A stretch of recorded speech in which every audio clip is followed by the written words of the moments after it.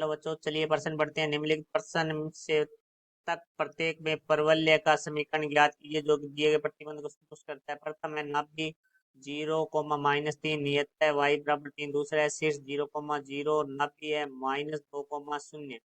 तो मुख्य अवधारणा, तो हमें यहाँ परवलय की समीकरण बतानी है। तो परवलय की समीकरण चार प्रकार से होती है। तो पहला, y की घात 2 बराबर 4ax होता है। ये उस स्थिति में होती है जब हमारी नाभि f है वो हमारी होगी 1,0। और इस स्थिति में जो हमारी नियतता है वो होगी x बराबर -a। दूसरी हमारी होती है y की घात 2 बराबर -4ax।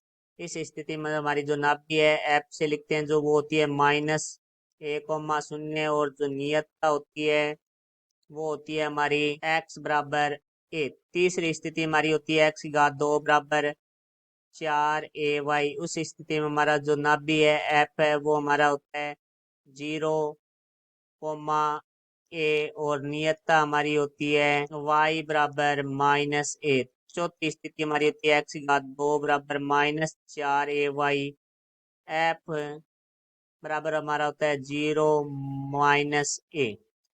और हमारी जो नियतता है वो होती है हमारी y बराबर a। इन सभी परिस्थितियों में हमारा जो शीर्ष है सभी स्थितियों के लिए वो होता है 0,0। तो अब हम प्रश्न के लिए बात करते हैं। तो हमारा जो पहली स्थिति है वो तो नियतता y बराबर धनात्मक है। तो धनात्मक y बराबर ये चौथी स्थिति में होती है जिसमें नाभि है वो 0,-a होती है। यहाँ 0,-3 है।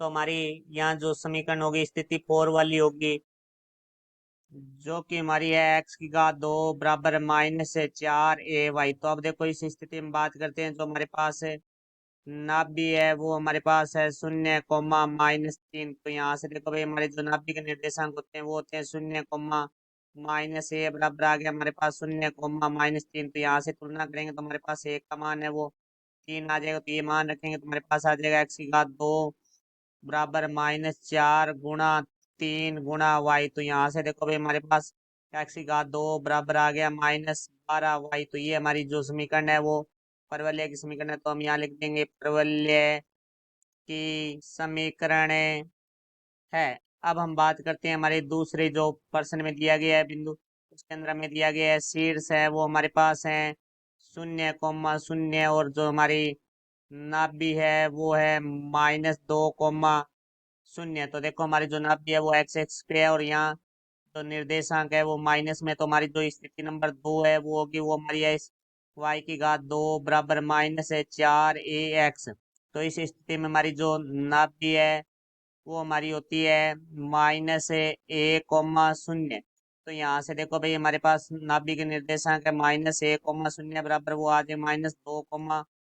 तो यहाँ से हमारा जो a का मान है वो आएगा 2। तो यहाँ से देखो भाई y की घात 2 बराबर हमारा आ जाएगा -4 गुणा 2 गुणा x। तो यहाँ से आ जाएगा हमारे पास y की घात 2 बराबर -8x।